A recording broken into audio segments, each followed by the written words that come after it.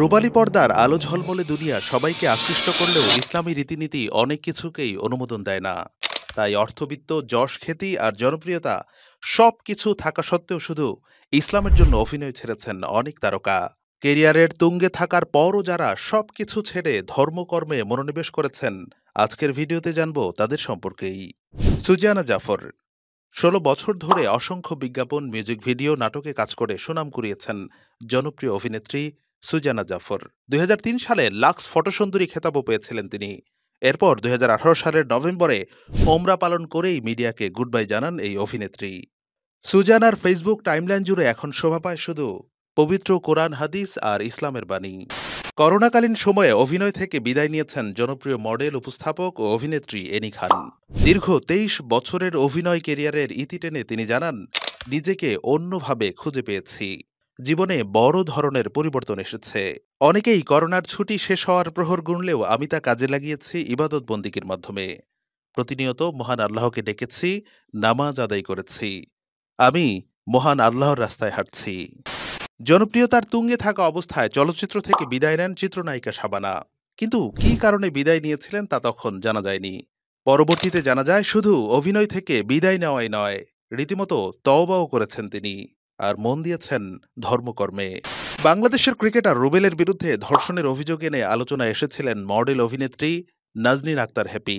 এছাড়াও কিছু আশা, কিছু ভালোবাসা ছবিসহ বেশ কিছু ছবি ও বিজ্ঞাপনে কাজ করেছেন হ্যাপি।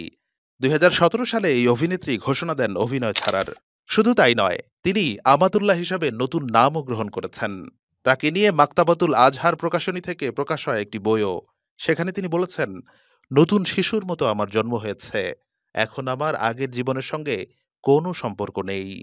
শুধু বাংলাদেশ নয়, ভারতের অনেকেও ইসলামের বিধান মানতে সিনেজগৎকে বিদায় দিয়েছেন। তার মধ্যে অন্যতম বিগ বস খ্যাত অভিনেত্রী সানা খান।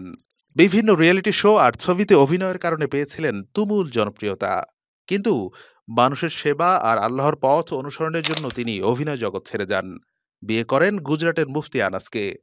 এরপর তিনি ইনস্টাগ্রাম পোস্টে জানান, আমি কখনো ভাবিনি হালাল ভালোবাসা এত সুন্দর হতে পারে।